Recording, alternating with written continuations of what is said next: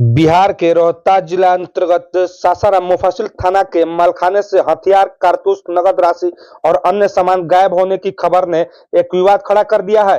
मलखाना प्रभारी एएसआई वीरेश सिंह, जो जनवरी 2023 में सेवानिवृत्त हो चुके हैं, उनका कहना है कि जब उन्होंने 5 दिसंबर 2024 को मलखाने का निरीक्षण किया तो कई सामान गायब थे।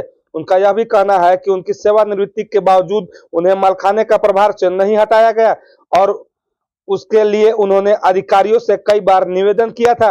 अंततः उन्हें उच्च न्यायालय का दरवाजा खटखटाना पड़ा। हालांकि पुलिस अधीक्षक रोशन कुमार ने इस आरोप को खारिज कर दिया और कहा कि यह एक भ्रामक खबर है। उन्होंने बताया कि मलखाने से चोरी की बात पूरी तरह गलत है और इस संबंध में मलखाने की पूरी जानकारी से अवगत कराने के लिए मुफस्सिल थानाध्यक्ष को निर्देशित दिया गया है। उन्होंने यह भी कहा कि मीडिया के सामने एएसआई वीरेश सिंह के द्वारा दिए गए बयान विभाग की छवि को नुकसान पहुंचाने के उद्देश्य से दिए गए थे और इसकी सच्चाई जल्द ही सामने आएगी। पुलिस अधीक्षक रोशन कुमार ने यह भी स्पष्ट किया कि सासाराम मुफस्सिल थाने के मलखाना का प्रभार अब थानाध्यक्ष द्वारा लिया जा रहा है और सभी प्रदर्शनों का सत्यापन किया जाएगा। बताते चलें कि शहर के लोगों का कहना है कि यह पहली बार नहीं है कि सासाराम के मलखाना विवाद सुर्खियों में आया है। 2 साल पहले भी नगर थाना के मलखाने से संबंधित ट्रैक्टर विवाद के कारण कई अधिकारियों पर कार्रवाई हो चुकी है। उसके बाद भी कई बार कहने पर भी ये मलखाना का चार्ज देने के लिए नहीं है। इस संबंध में माननीय न्यायालय में भी हमारे द्वारा सारे जो तथ्य उनसे अवगत कराए गए। उसके बाद न्यायालय के आदेश के आलोक में ये मलखाना का प्रभार देने और बिना किसी रजिस्टर के, बिना मिलान किए इन्होंने ये फ़ोटो खींच के भेज दिया कि ये सर गायब, क्योंकि ऐसी कोई बात नहीं। अभी इन्होंने पूरा रजिस्टर दिया भी नहीं, सभी पूरा मिलान हुआ ही नहीं। अभी यही स्पष्ट नहीं कि क्या क्या सामान खोज रहे हैं। तो बिना किसी सामान के मिलान किए ये पहले से ये मतलब अज्यूम कर लेना या सोचना कर लेना कि ये गायब बिल्कुल भी काफ़ी संख्या में हथियार गायब होने की बात है।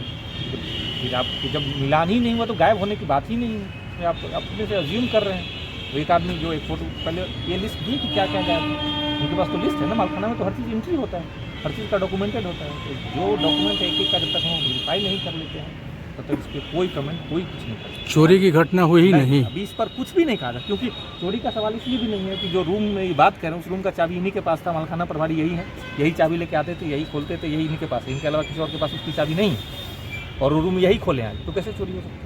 इनका आरोप है सर कहीं न कहीं साजिश। ये आरोप लगाने वाले कौन है सर? यही इनके ऊपर प्रभार, बक्सा टूटने का भी ये प्रभार इनके पास है। ये आरोप कैसे लगा सकते हैं? मतलब मेरे पास किसी चीज़ का जिम्मेदारी और हम ही किसी पर आरोप लगाएं कि मेरे पर हाई कोर्ट जाने की नौबत क्यों है? नौबत इसलिए है कि इन्होंने जो डॉक्यूमेंट अद्यतन नहीं करके रखा था, जिसकी वजह से प्रभार नहीं हो पाया और तब ये इनको बार बार बुलाए जाने पर भी ये नहीं आए। उसके बाद ये लोग हाई कोर्ट गए, हम लोगों ने कोर्ट को सब सारी चीज़ों से अवगत कराया गया। उसके बाद कोर्ट से इनको निर्देश दिया गया कि आप जाकर चार्ज दीजिए, तब ये कोर्ट के आदेश के बाद ये आए।